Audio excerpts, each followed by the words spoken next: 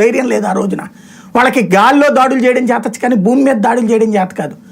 సహకరిస్తే మీరు, ఎందుకంటే ప్రపంచంలో అతిపెద్ద కాల్బలం ఉన్నటువంటి సైన్యం భారత సైన్యం, భూమి మీద వెళ్ళి యుద్ధం చేయగలిగినటువంటి వాళ్ళు. మీకు స్వతంత్రం ఇస్తామని ఆనాడు రాసిచ్చిందో లేదో కనుక్కోమనండి. గాంధీ గారి సమక్షంలో ఒప్పందం కుదిరిందో లేదో కనుక్కోమనండి. స్వతంత్రం అప్పుడు కాదంటే రెండో ప్రపంచ యుద్ధంలో బ్రిటన్ గెలిచిన తర్వాత స్వతంత్రం ఇచ్చిన మాట వాస్తవం కాదా? అదే సందర్భంలో మరి అందరూ కలిసి పోరాడితే పాకిస్తాన్ విడిపోవడానికి సహకరించింది ఎవరు? కాంగ్రెస్ పార్టీ కదా.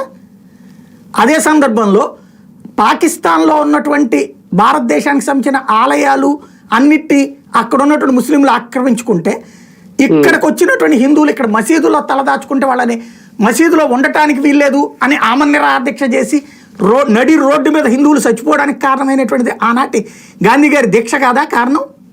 ఇవన్నీ ఎక్కడ రాసుకొచ్చారు, ఎప్పుడు చెప్పుకొచ్చారు? అసలు ఆయనకి ఏంటి సంబంధం? నేతాజీ సుభాష్ చంద్రబోస్ అనేటటువంటి వాడు సైన్యాన్ని తీసుకొచ్చి అండమాన్ నికోబార్ ఐలాండ్లోను మయన్మార్, ఇవాళ చెప్పుకునేటటువంటి మయన్మార్ అలియాస్ బర్మాలో సైన్యాన్ని తీసుకొచ్చి నుంచున్నాడు. యుద్ధం ఓ పక్కన రెండో ప్రపంచ యుద్ధంలో చచ్చింది బ్రిటన్, గెలిచింది కానీ గెలిచి చచ్చింది. పోరాడే ఓపిక లేదు. ఆ టైంలో స్వతంత్రం ఇచ్చింది ఒక్క భారతదేశానికి ఇచ్చిందా? ఆ 10 ఏళ్లలో ఎన్ని దేశాలకు స్వతంత్రం ఇచ్చిందో చూసుకోమని చెప్పండి.